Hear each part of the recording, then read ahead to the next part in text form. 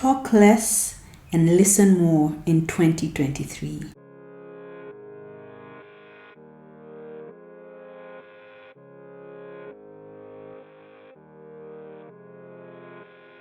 Hi, my name is Mary. One of the questions I'm asked quite a bit is how I hear from God with such specific detail when it comes to my life and to even other people's lives and situations. And the simple answer is this: I've learned how to shut up and listen.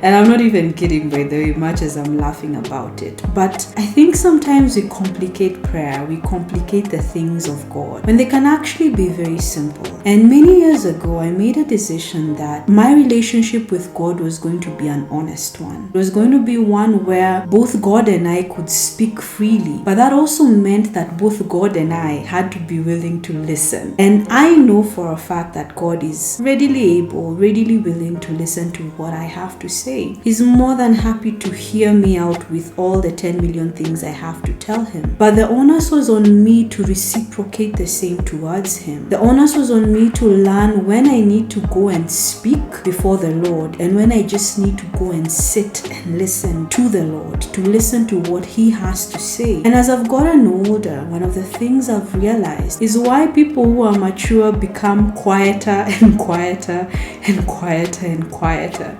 It's because if you're growing in wisdom, you start to realize just how little you actually know about life, about God, about everything in between. And you start to realize just how much in need of wisdom and in need of direction that you are, even regardless of how far you've grown in the faith and even in life. And I started to get to that point where I started to realize, I can go to God and pray about all these things, but I'd be saving myself a lot of time and trouble if I just went to him and asked, what do you think? How should we go about it? I'd be saving myself a lot of time if I even asked him how to pray, if I asked him to teach me how to pray on something, if I asked him what the right prayer concerning a certain situation needs to be. Because I've often found that even when it comes to prayer, we assume we know that how we're supposed to pray. And because of that assumption, we end up very frustrated by the ineffectiveness of our prayers, not realizing that even spiritually speaking, our prayers were never in the right place. They were never in the right position. They were not coming from the right source to begin with. If James talks about the power of an effective prayer, the power of a righteous man yielding effective prayer, the inverse for me is that it is possible to pray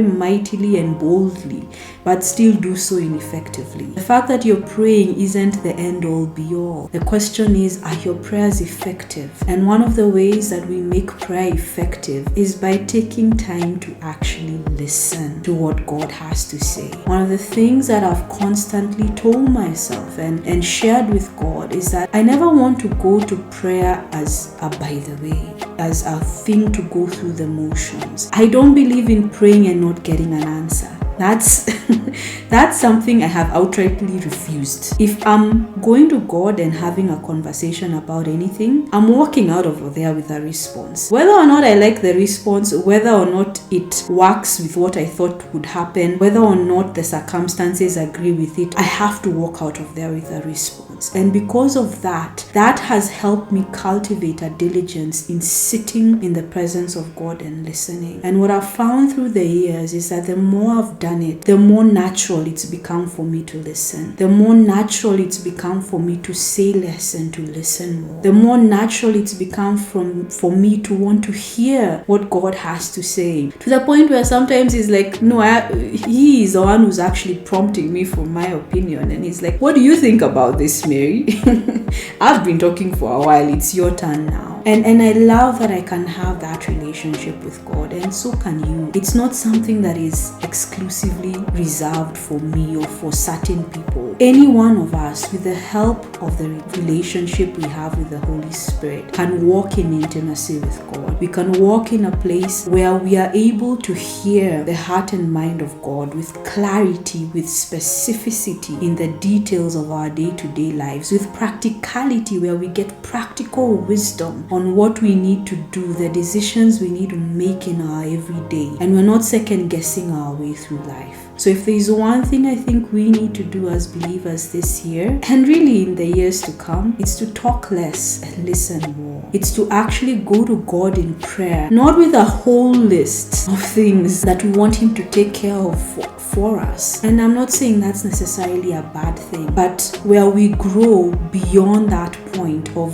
need-based prayer, and we enter a realm where our prayers are for the sake of intimacy, where you pray just because you've missed God, where you pray just because you want to hear His voice, or you pray just because you've realized you've gone through X, Y, and Z situations and the first person you want to talk to about it is God, where you get good news and the first person you want to talk to about it is God, where it's so instinctive for you to turn your heart, your mind, your affection, your spirit towards His direction. That completely changes the game of Christianity, and you realize that God is not some far-fetched being somewhere hovering in the heavens, wherever the heavens are, but He's actually Emmanuel, God with us, God within me, God within you. Thank you for joining me today. I'll see you in the next episode.